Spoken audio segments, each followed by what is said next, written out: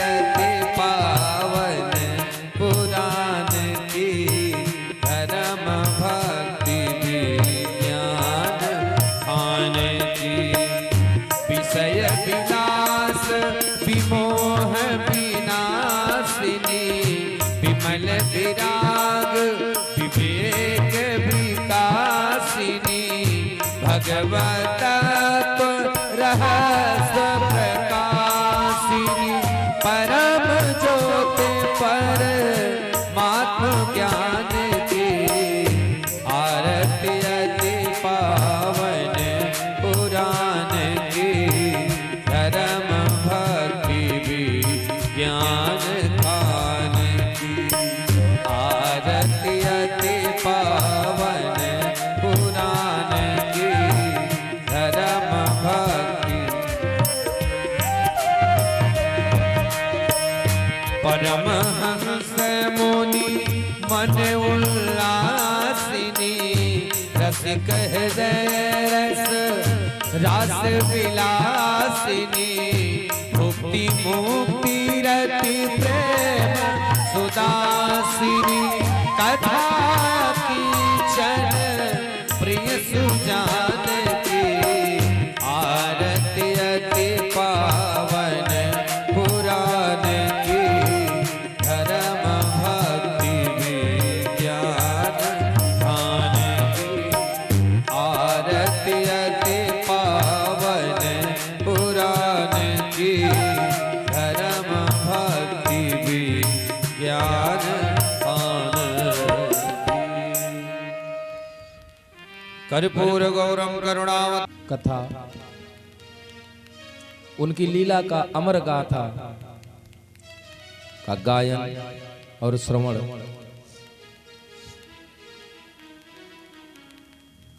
उनकी सतत अनवरत भक्ति की धारा में मंगलाचरण के माध्यम से प्रवेश करने के पूर्व कथा पांडाल में उपस्थित आप समस्त श्रेष्ठ श्रोतालुओं श्रद्धालुओं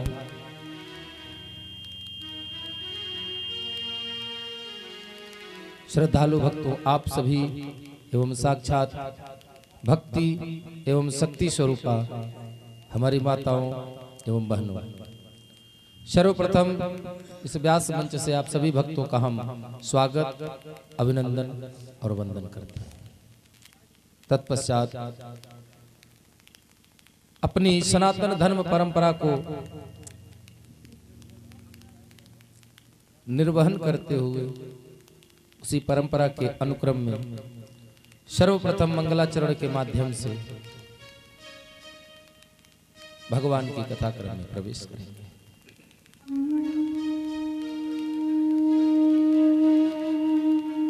हरि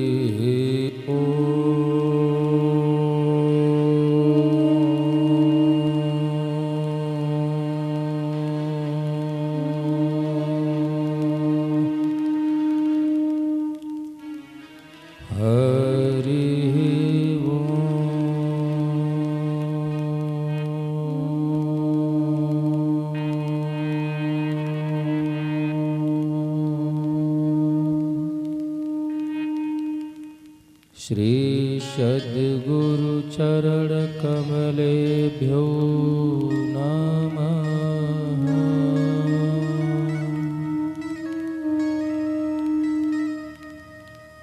श्री राधा कृष्ण चरण कमलेभ्यो नमः।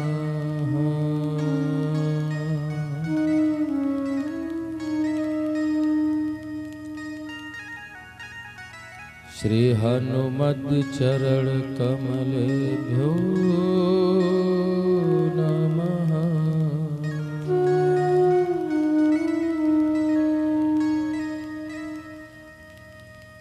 आनंद मानंद करम प्रसन्नम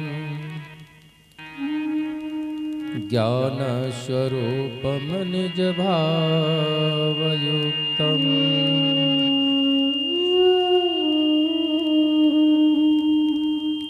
योगेन्द्रम भवरोगमेद्यम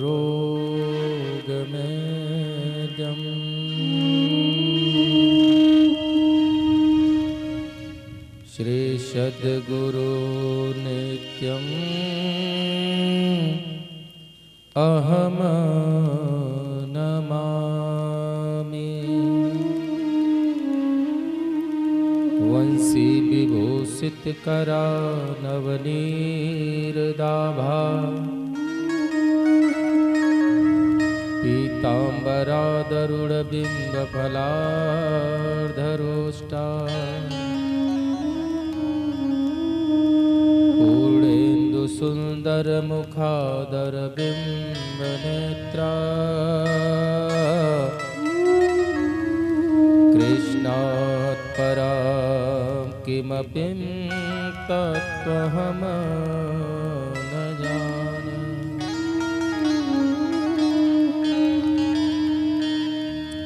करारविन्देन पदारविन्दम् मुखारविन्दे निनिवेशयन्त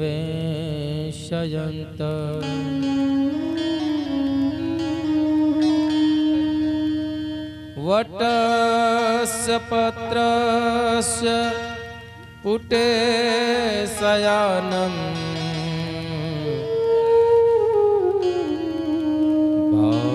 बालमुकुन्दं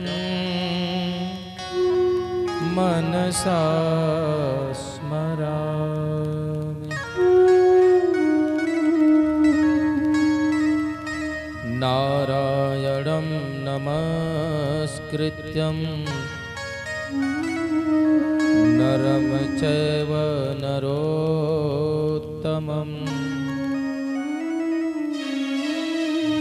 देवी सरस्वतीं व्यासं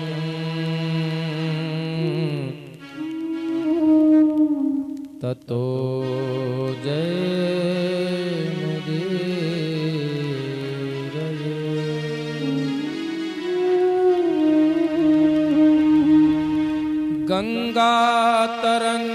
गंगातरंगरमणीय जटाकलापं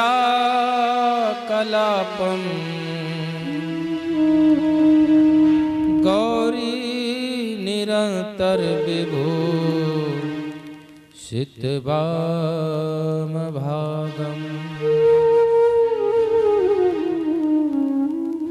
नारायणप्रियमनङ्गमदापहारम् वाराणसीपुरपतिं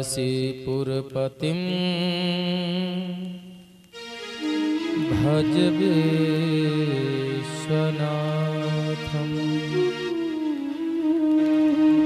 यत्र यत्र रघुनाथकीर्तनं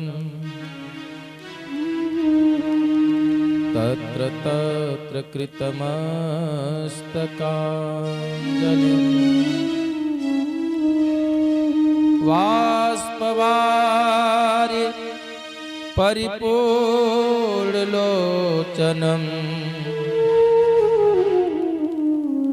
मारुतिं नमत राक्षसान्तकम्।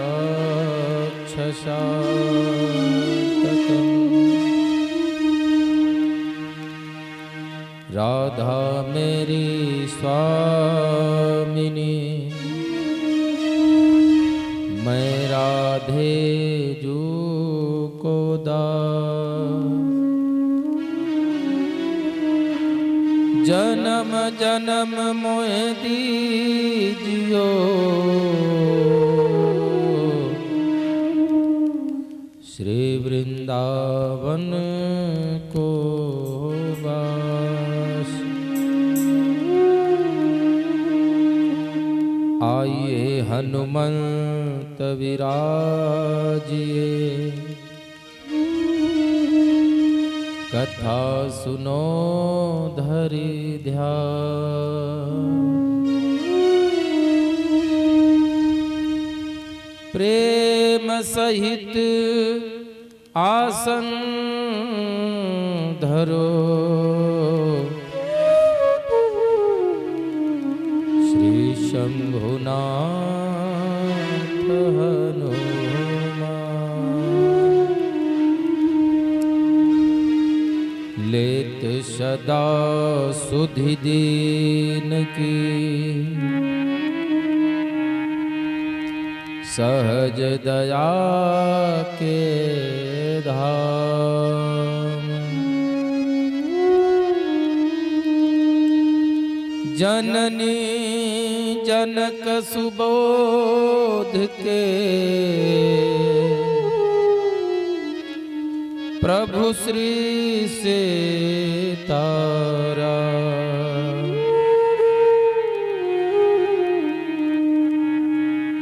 जननी जनक सुबोध के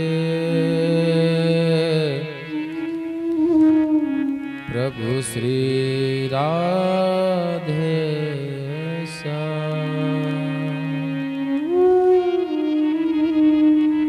श्री गणेशाय नमः। श्री हनुमत चरण कमले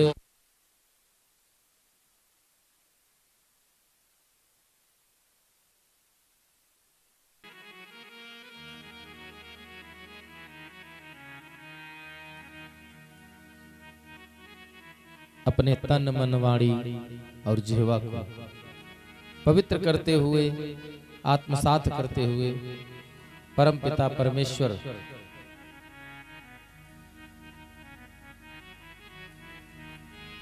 आदिदेव महादेव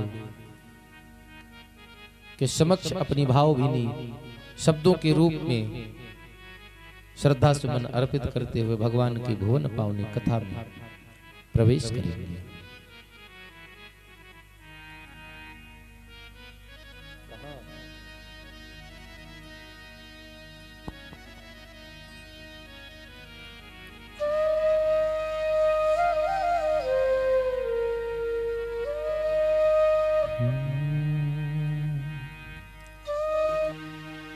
कर्पूर गौरम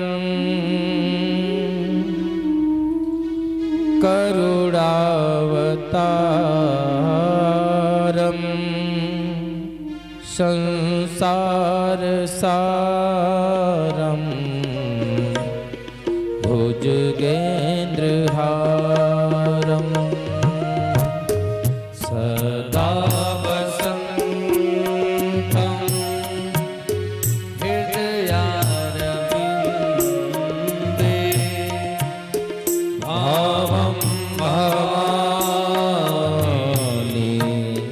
सहितं नमामि। त्वमेव माता च पिता त्वमेव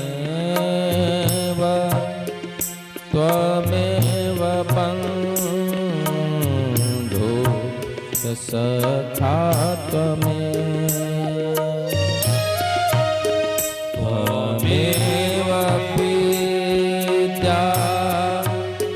द्रविणं त्वमेव सर्वं मम देव देव त्वमेव देवं मम देव देव। भवसागर पार जो पावा भवसागर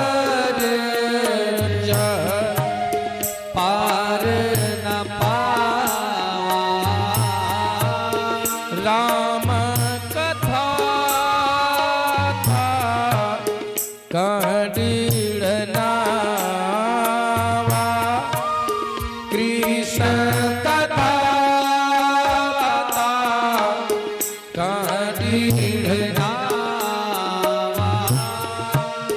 कृष्ण कथा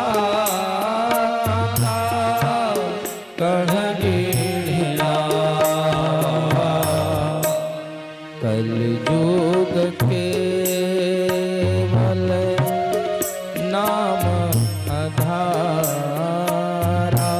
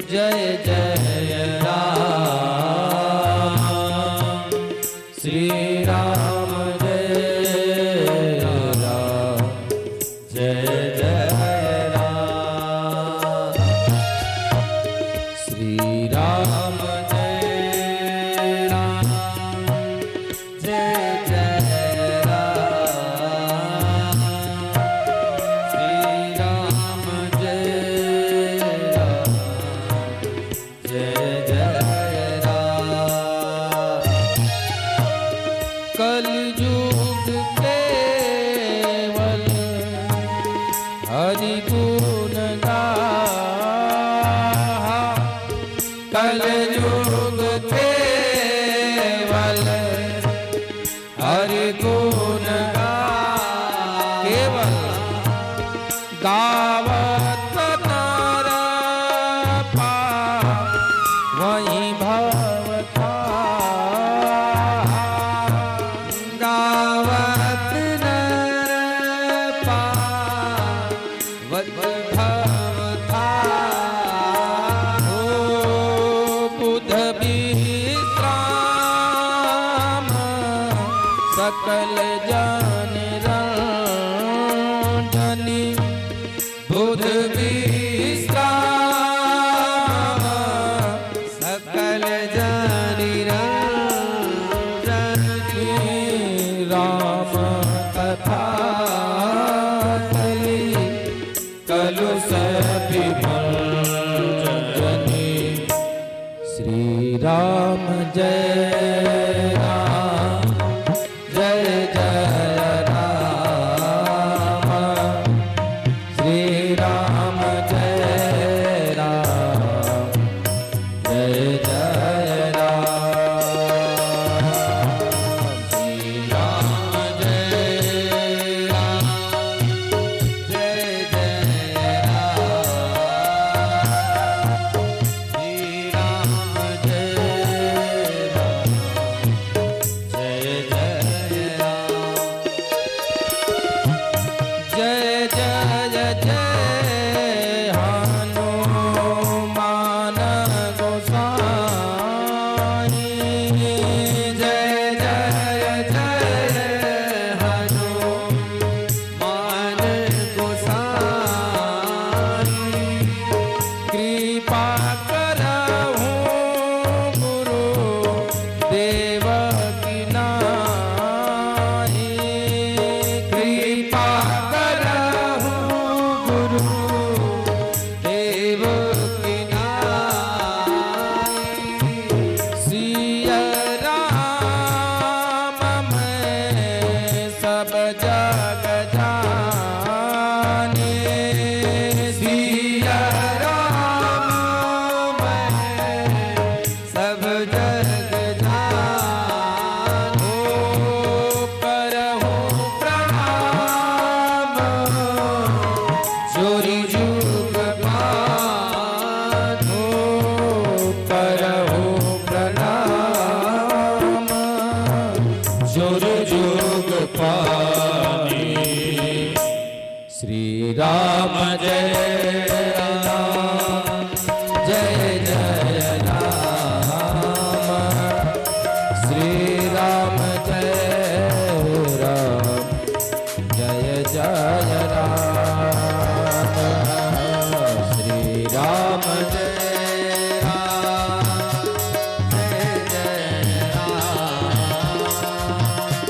श्री राम जय राम जय जय राम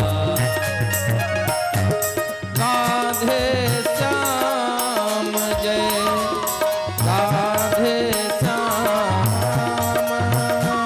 राधे श्याम जय राधे श्याम राधे श्याम जय राधे श्याम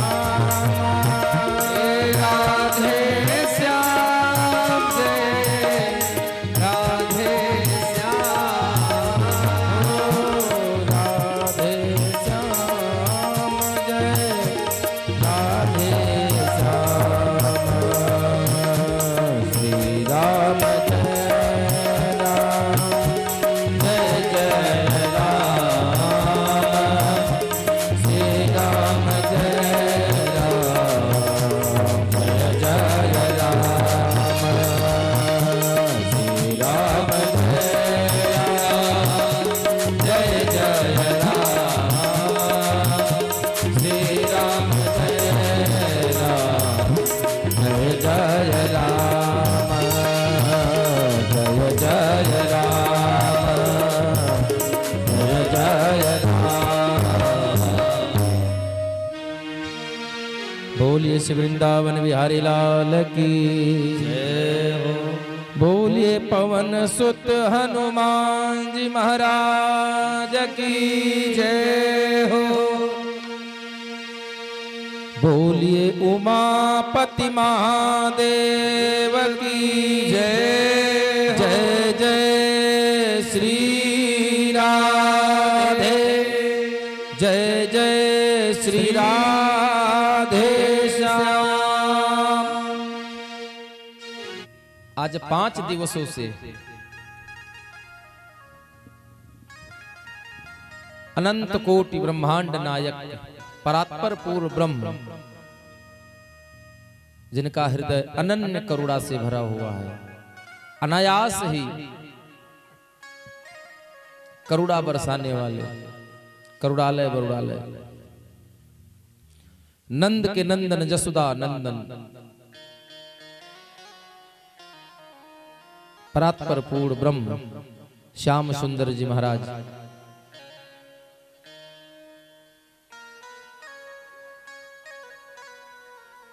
के श्री चरणों में और स्वयं जगत जननी रसिक जन हृदय बिहारिणी ब्रह्मांड दुलारी श्री राधा रानी के आप दोनों के युगल चरणार बिंदों में आप समस्त भक्तों के साथ नमन एवं वंदन करते हुए हम सभी भक्त भगवान की इस कथा क्रम में प्रवेश करेंगे।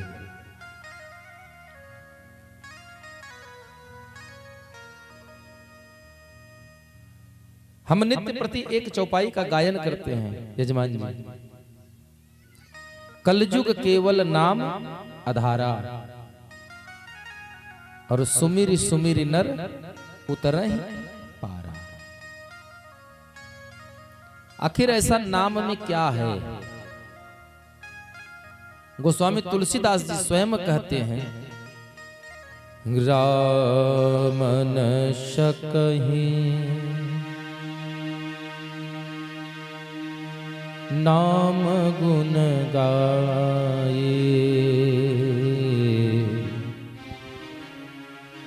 राम न सकहि नाम गुण गाये, कहूँ कहाँ लगे नाम बड़ाए, राम न सकहि नाम गुण गाये, कहूँ कहाँ लगे नाम बड़ाए, गाऊँ कहाँ लगे नाम बड़ाए, राम न सकहि राम न सकहि राम न सकहि नाम गुण गाये।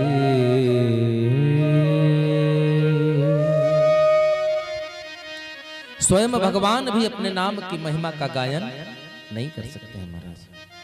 राम से बड़ा नाम कर नाम, हर जुग रहा प्रमाण। राम से बड़ा राम कर नाम, हर जुग रहा प्रमाण। सेतु बांधि श्री राम गए और लांघ गए हनुमान। हनुमान जी कैसे लांघ गए? एक कारण था, नाम। जो मुद्रिका राम जी ने दिया था माता जानकी को देने के लिए, गोस्वामी तुलसीदास कहते हैं, तब देखी मुद्रिका मनोहर, और राम नाम अंकित अति सुंदर।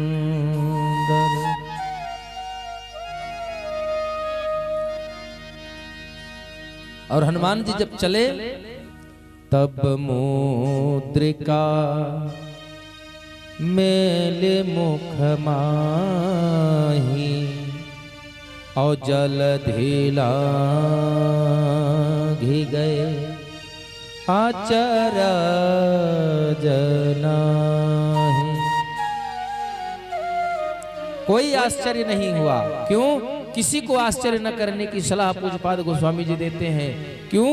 क्योंकि राम नाम मुख में हो और राम सेवा हाथ में, तब तू अकेला नहीं प्यारे, तेरे राम तेरे साथ में। राम नाम मुख में और राम सेवा हाथ में, तू अकेला नहीं प्यारे, राम तेरे साथ में। भगवान आपके साथ हो जाते हैं कब? जब आप भगवान के नाम का चिंतन, भगवान के नाम का स्मरण सदैव अपने अंतरात्मा में रखेंगे। एक बहुत सुंदर छोटा सा दृष्टांत है। पूज्यपाद गुरु जी के मुखार बिंदु से सुना है हमने। एक भक्त था, वो दो भाई थे। दोनों भाइयों में बड़ा प्रेम था, लेकिन उन दोनों भाइयों में एक भाई तो आस्तिक प्रवृत्ति का था, वो भगवान का भजन करता था, गायन करता था, स्मरण करता था। लेकिन दूसरा भाई जो था, उसने जिंदगी में कभी एक बार अपने मुख से अगर कोई कहे भैया राम राम, तो राम राम भी नहीं कहता था। इतना बड़ा नास्तिक था। एक बार गांव में कुछ महात्मा आए और गांव में भागवत महापुराण की कथा, राम कथा का सुंदर आयोजन हुआ, पंडाल लगा। 7 दिन तक भगवान की कथा हुई। छोटा भाई जो था वो नित्य प्रति पंडाल में आता और भगवान की कथा सुनता। जो भी कुछ हो सकता था अपने श्रद्धा सुमन भगवान को अर्पित करता। जो भी कुछ होता प्रसाद लेकर आता, चढ़ाता और प्रसाद लेकर अपने घर जाता। एक दिन बड़ा दुखी हुआ तो पूज्यपाद व्यास जी ने पूछा, यजमान जी आज आप बहुत दुखी लग रहे हैं, आखिर क्यों? कोई बात? तो बोला महाराज जी हमें जीवन में और कोई दुख नहीं है, भगवान का दिया हमारे जीवन में सब कुछ है। घर है, परिवार है, पत्नी है, बच्चे हैं, एक छोटा भाई भी है। लेकिन वह भाई परमात्मा का नाम तक नहीं लेता, परमात्मा को मानता ही नहीं है। हमारी लालसा है कि महाराज जी एक बार आप हमारे उस भाई से राम कहलवा दीजिए, एक बार।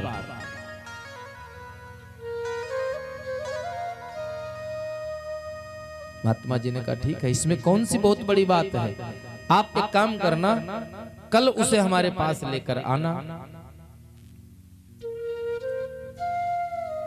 तो भक्त अपने भाई को लेकर आता है। पूज्यपाद व्यास जी ने बहुत सुंदर सी कथा भगवान की सुनाई और कथा श्रवण करने के पश्चात उस भक्त के भाई को अपने पास बुलाते हैं और उससे कहते हैं भैया आपको कथा अच्छी लगी, आनंद आया? उसने कहा हाँ महाराज बहुत आनंद आया। बोला कल फिर से आना।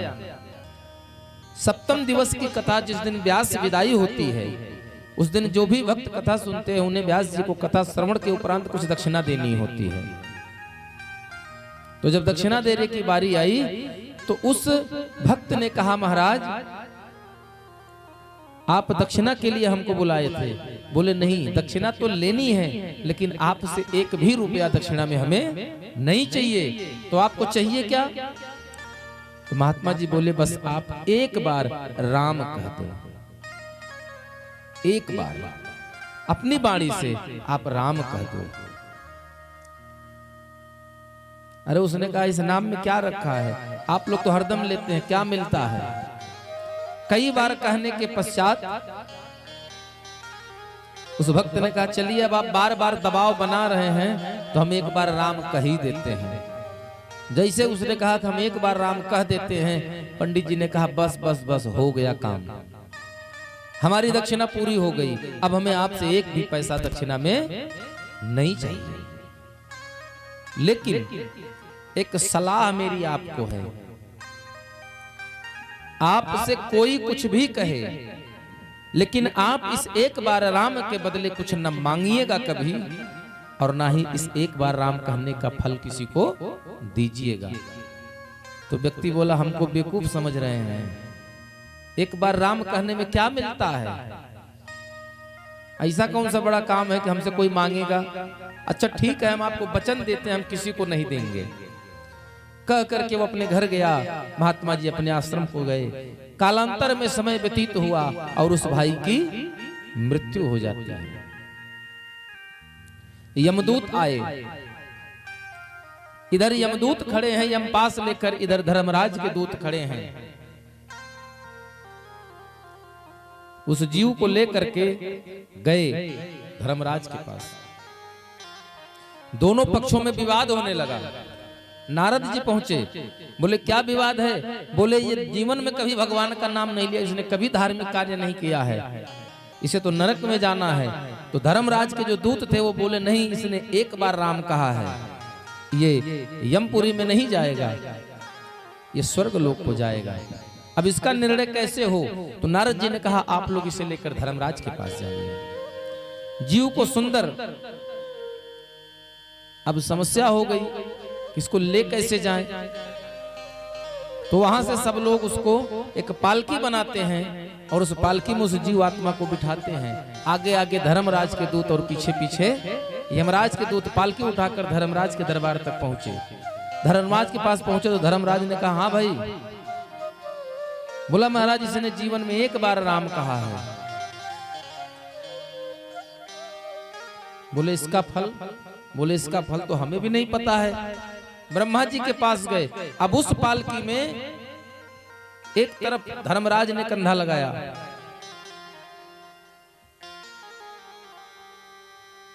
पहुंच गए ब्रह्मा जी के पास। ब्रह्मा जी से पूछा, ब्रह्मा जी ने कहा हमको भी नहीं पता है, चलो चलते हैं विष्णु जी के पास। अब पालकी में दो लोग लग गए, यमराज और ब्रह्मा जी, पीछे यमदूत लगे हैं। विष्णु जी के पास गए, विष्णु जी ने भी कहा भाई हमें इस नाम का मतलब नहीं पता है। ब्रह्मा विष्णु धर्मराज पहुंच गए लेकर शंकर जी के पास। क्यों?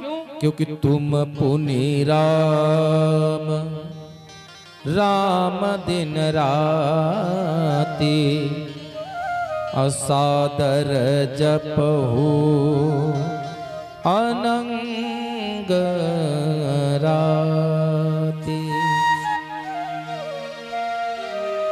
भगवान शंकर राम जी के अनन्य भक्त हैं। 24 घंटे आठों याम हर सांस पर राम जी का नाम सुमिस्मरण करते हैं। शंकर जी के पास गए, तीनों लोग पालकी उठाकर। तो शंकर जी ने कहा भैया हम राम राम भले करते हैं, लेकिन राम एक बार कहने का कितना फल होगा यह मैं नहीं जानता हूं। हाँ ये मैं जरूर जानता हूं कि राम राम के प्रताप से ही मेरे अंतरात्मा में इतना बड़ा हलाहल विष पीने के बाद भी हमें विश्राम है, हमारा चित्त शांत है। लेकिन एक बार राम कहने का कितना फल मिलना है यह हमारे पास भी इसका कोई हिसाब किताब नहीं है। तो बोले तब अब क्या किया जाए? तो शंकर जी ने आप करना कुछ नहीं है, अब चलते हैं वहीं साकेत धाम, क्योंकि जिसका नाम है अब ये वही बताएगा कि भैया आपके एक बार नाम कहने का क्या फैसला किया जाए। तो यम धर्मराज, ब्रह्मा, विष्णु और शंकर जी चारों लोगों ने उस पालकी को उठाया। यमदूत छूट गए। अब चारों देवताओं ने पालकी उठाई, उस जीव को बिठाया और लेकर पहुंच गए साकेत धाम, हमारे श्री राम जी के पास। राम जी के पास पहुंचे तो राम जी से पूछा महाराज कैसे आना हुआ? बोले एक बहुत बड़ी समस्या उत्पन्न हो गई है। बोले क्या? बोले महाराज इस भक्त ने एक बार आपका नाम लिया है, इसको क्या फल दिया जाए? इसको क्या फल दिया जाए? तो राम जी ने कहा भैया नाम तो भले ही मेरा है, लेकिन उस नाम का कितना महात्मा है वो हमें भी नहीं पता है। लेकिन इतना तो अब मैं भी समझ चुका हूं कि जिस नाम के सहारे स्वयं ब्रह्मा विष्णु महेश जीव को पालकी बनाकर अपने कंधे से उठाकर मेरे पास तक लेकर आए हैं, निश्चित इसका कुछ महत्व तो जरूर होगा। इसलिए इस जीव को अब हमारे पास ही छोड़ दीजिए। तो ये है नाम महिमा। नाम लेत भव सिंधु सुखाहि। भगवान का नाम लेने से जिस समुद्र को अथाह बताया गया, उस अथाह जल को भी नाप देते हैं कौन? भगवान के भक्त। क्यों? क्योंकि राम नाम अवलंबन एक ही आधार, एक आधार राम गुण गाना, एक ही आधार है।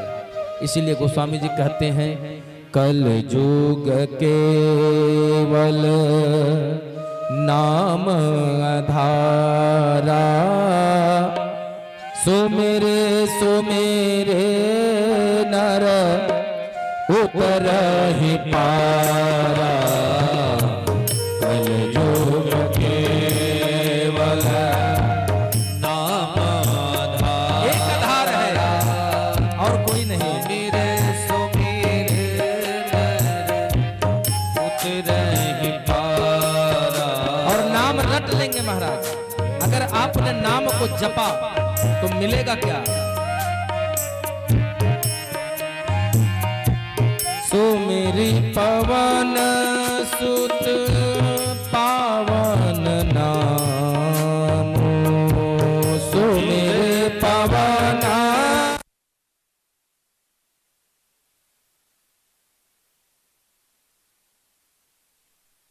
लेकिन उस नाम का कितना महात्मा है वो हमें भी नहीं पता है।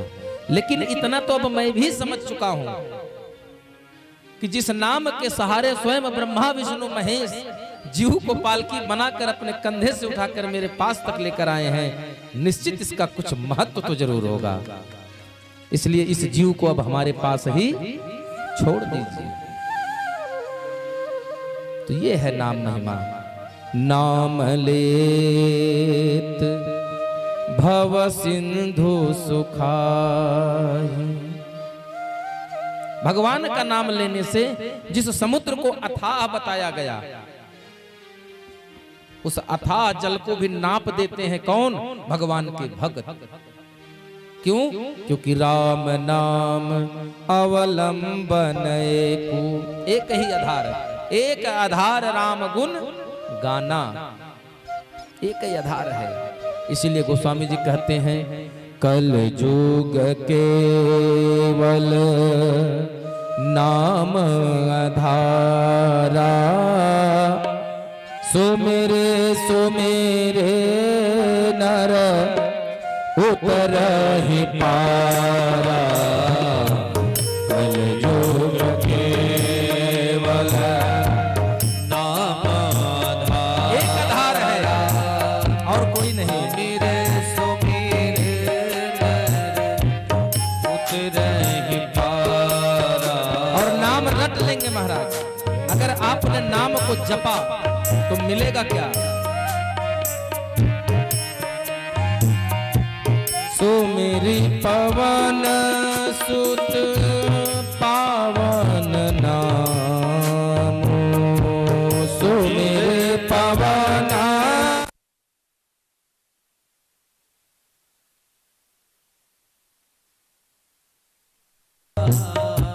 श्री राम जय राम जय जय राम, श्री राम जय राम जय जय राम, श्री राम जय राम जय जय राम, श्री राम जय राम जय जय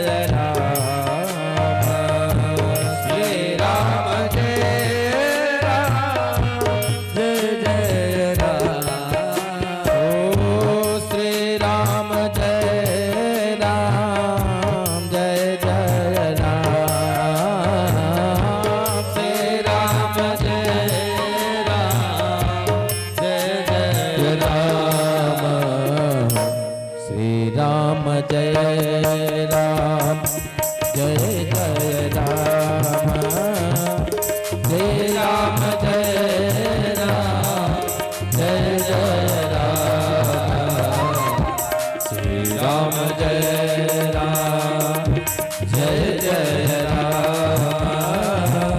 श्री राम जय राम जय जय राम जय जय राम जय जय राम जय जय राम।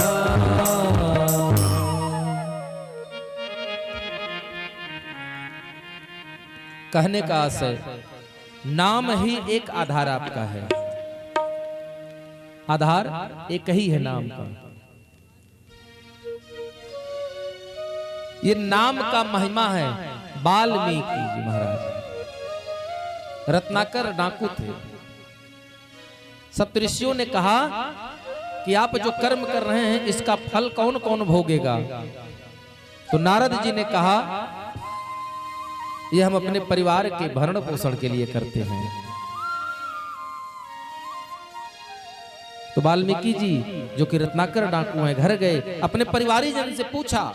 इधर सप्तऋषियों को पेड़ से बांध कर गए हैं कि कहीं भाग न जाए। और जब घर गए तो बेटी से पूछा, पत्नी से पूछा, माता से पूछा, पिता से पूछा।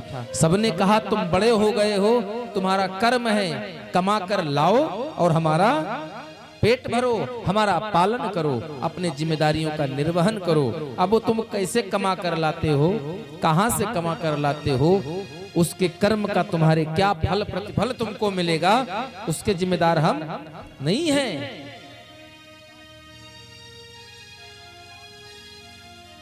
यही बात गोस्वामी जी कहते हैं, नहीं को सुख दुख कर दाता, निज कृत कर्म भोग जनता। अपने ही कर्म का फल व्यक्ति भोगता है और दूसरा कोई किसी के कर्म का फल नहीं भोगता। तो वाल्मीकि जी को ज्ञान हुआ, जो उस समय रत्नाकर डाकू हैं, सप्तऋषियों के पास आए। सप्तऋषियों से पूछा क्या करें, बड़ा अनर्थ हुआ। तो सप्तऋषियों ने कहा राम राम कहो। क्या कहे? राम राम कहो। लेकिन इतना कहते हैं पाप सर चढ़कर बोलता है। शांत कराओ इनको पीछे, ए बालक इनको शांत कराओ, पीछे पीछे शांत कराओ जाके।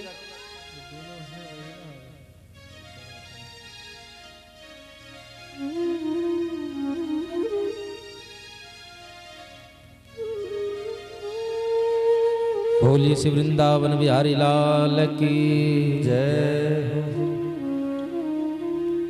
इतना अत्याचार था उनका, इतना प्रारब्ध बन चुका था कि ये राम राम कहना तो चाहते थे लेकिन राम राम कह नहीं पाते थे। राम कहते तो उनके मुख से मरा निकलता।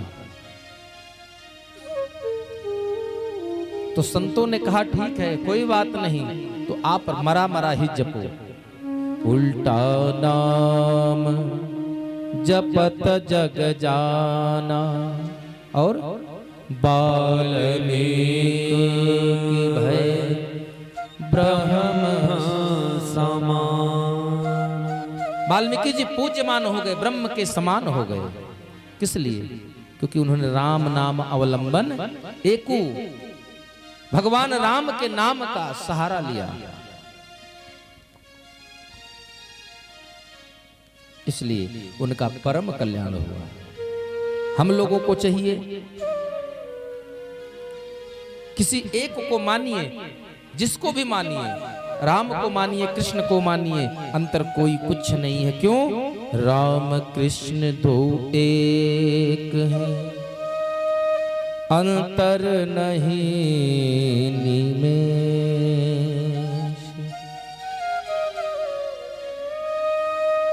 इन दोनों में कोई अंतर नहीं है। एक के नयन गंभीर है, एक के चपल विशेष। अंतर इतना है, एक के नयन जो है वो गंभीर हैं और एक के चंचल हैं।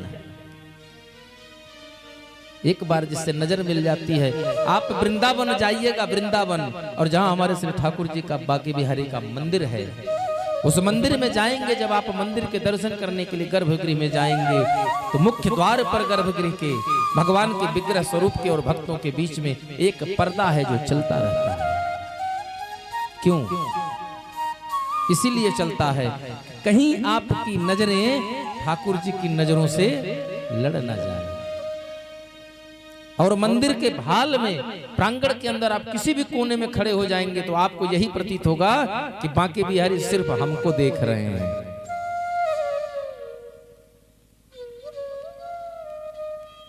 इसलिए जीवन में नाम संकीर्तन, नाम का जपन, काम न छोड़ा क्रोध न छोड़ा, नाम रटन क्यों छोड़ दिया महाराज।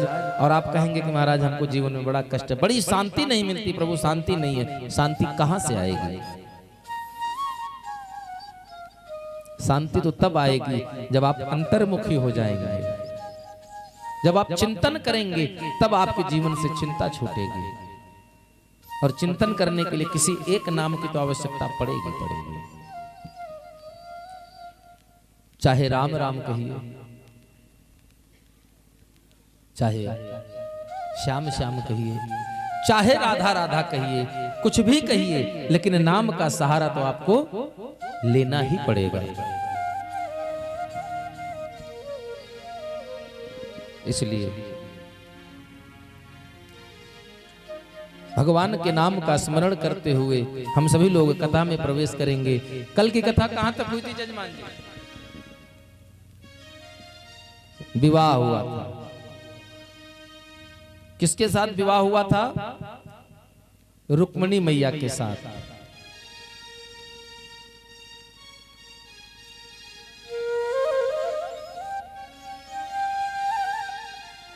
रुक्मिणी मैया,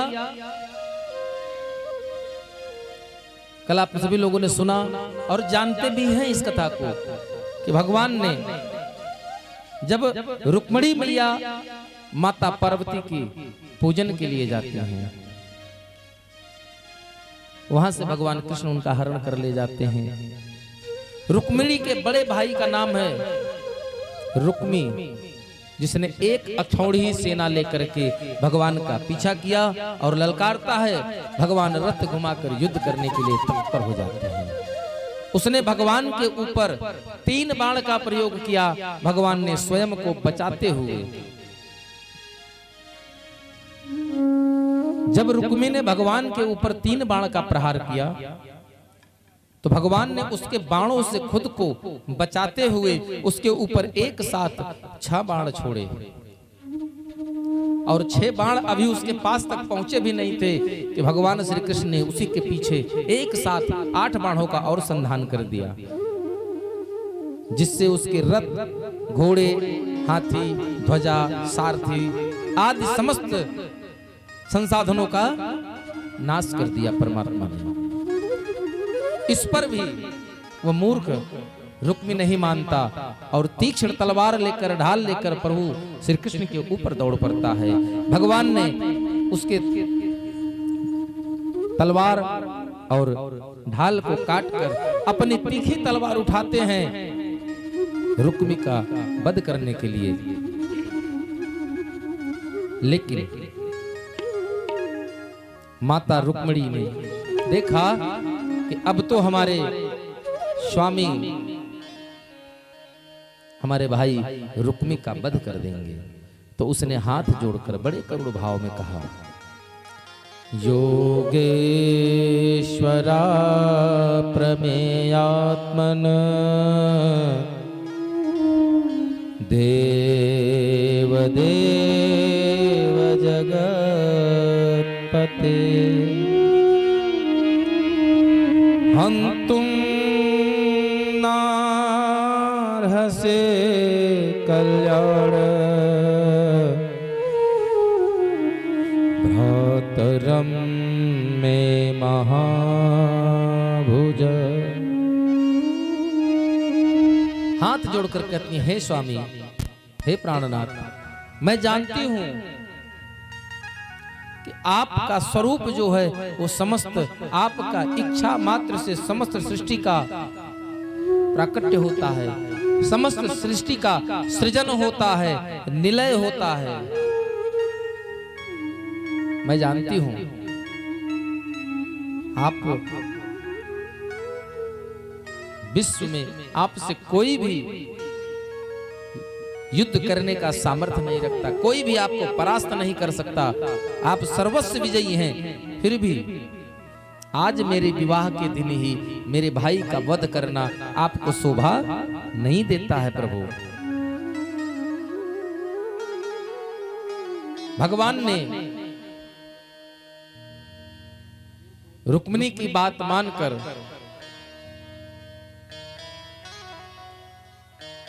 उसके भाई रुक्मी को अपने पीतांबर से उसका हाथ बांधकर पैर बांधकर एक किनारे बिठा देते हैं और अपनी तलवार से रुक्मिणी के आधे सर को मुंड दिया, आधी मोक्ष काट दी। इतने में बड़े भाई बलराम जी पहुंचते हैं और समझा बुझा कर छोड़ देते हैं। अरे भाई, ससुराल का मामला है, अभी नई नई शादी हुई है, अगर ऐसे ही साले साहब का स्वागत करेंगे तो हमारे घर में कौन रिश्तेदारी करेगा।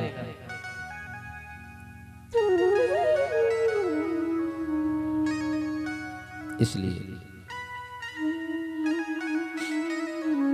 रुक्मिणी को आजाद कर देते हैं और रुक्मिणी से कहते हैं कि हे रुक्मिणी, आपके भाई का रूप हमारे भाई ने विकृत कर दिया है, यह सोचकर हम लोगों से कतई बुरा मत मानना, नाराज नहीं होना, क्योंकि जीव को सुख दुख देने वाला स्वयं उसका ही कर्म होता है और ऐसा धरती पर कोई नहीं जन्म लेता जिसे अपने कर्म का फल न भोगना पड़ा हो। इधर रुक्मी वहां से छूटकर तो चला, लेकिन कुंडिनपुर अपने राज्य में जाकर के, क्योंकि उसने प्रण किया था कि अगर मैं श्री कृष्ण के पास से अपनी बहन रुक्मिणी को आजाद कराकर नहीं ला पाता हूं तो मैं कुंडिनपुर में कभी मुंह नहीं दिखाऊंगा। इसलिए वहां से चलकर उसने भोजकट नाम का एक नगर बसाया और उसी नगर में रह गया। इधर भगवान द्वारिकापुरी पहुंचे अपनी प्रेयसी, अपनी प्रियतमा माता रुक्मिणी को लेकर नगरवासी। द्वारकायाम भूर राजन महामो पुरोकसा रुक्मिण्या रमयो पेतम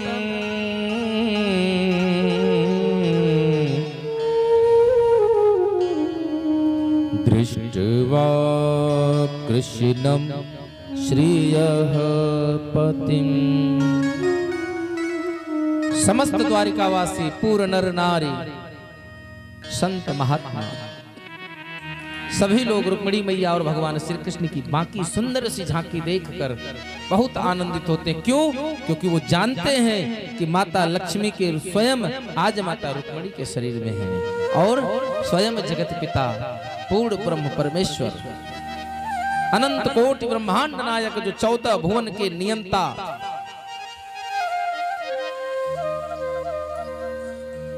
श्री ठाकुर जी महाराज आज वो स्वयं ही द्वारिकाधीश भगवान श्री कृष्ण हैं। इसलिए दोनों को देख करके समस्त नगरवासी, ग्रामवासी, पुरवासी सब बड़े प्रसन्न चित्त होकर भगवान के नाम का जय घोष करते हैं। बोलिए श्री द्वारिकाधीश महाराज की जय हो। और यहां से भगवान का प्रथम विवाह हुआ। भगवान ने कितने विवाह किए थे?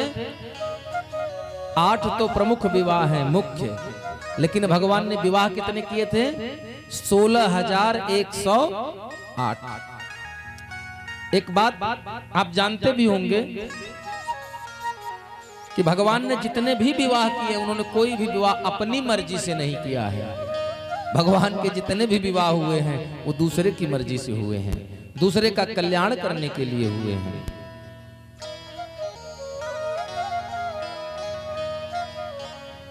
यहाँ माता रुक्मिणी और भगवान कृष्ण के संयोग से प्रद्युम्न भैया का जन्म होता है। प्रद्युम्न कौन है? प्रद्युम्न भैया कौन है?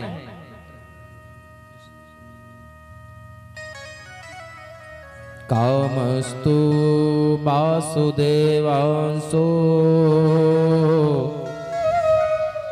दग्धः प्रागरुद्रमन्युना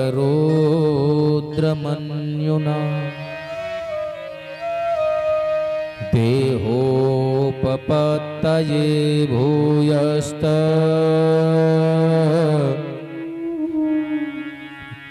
मेव प्रत्यपध्यत।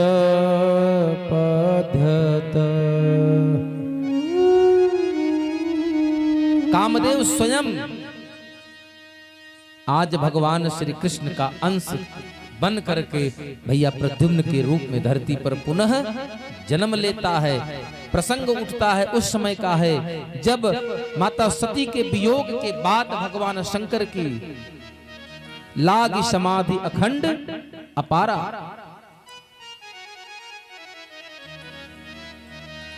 और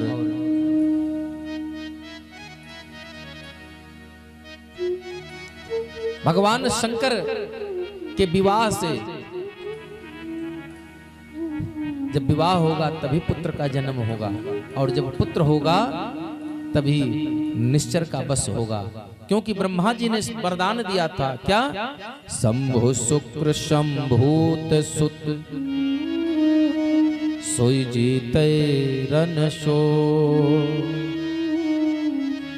अब सब लोग देवताओं सब देवता मिलकर भगवान को जगा चुके हैं महाराज, हार गए ब्रह्मा जी के पास। ब्रह्मा जी ने कामदेव से बुलाकर निवेदन किया कि हे कामदेव आप जाकर भगवान को जगाओ। कामदेव ने हाथ जोड़ लिया, बोले महाराज आपको नहीं पता होगा लेकिन हमें निश्चित पता है। क्यों? क्योंकि भगवान राम के आराध्य देव हैं भगवान शंकर, और भगवान शंकर स्वयं राम जी को अपना आराध्य मानते हैं। और तुम पुनि राम राम दिन राती। अगर भगवान के नाम का जपन मेरे कारण बाबा भोलेनाथ से छूटा तो ये शरीर भी छूट जाएगा। तो ब्रह्मा जी ने समझाया कि यह सकल सृष्टि के लिए आवश्यक है। क्यों? क्योंकि तारक असुर भयं ते ही काला। तारक असुर से सब हार गए हैं, यहां तक कि बाबा भोलेनाथ भी कई बार युद्ध कर चुके लेकिन जीत नहीं पाए। तब कामदेव ने जी देखा कि ठीक है विश्व के सृष्टि के कल्याण के लिए हम जा तो रहे हैं लेकिन शिव विरोध ध्रुव मरण हमारा।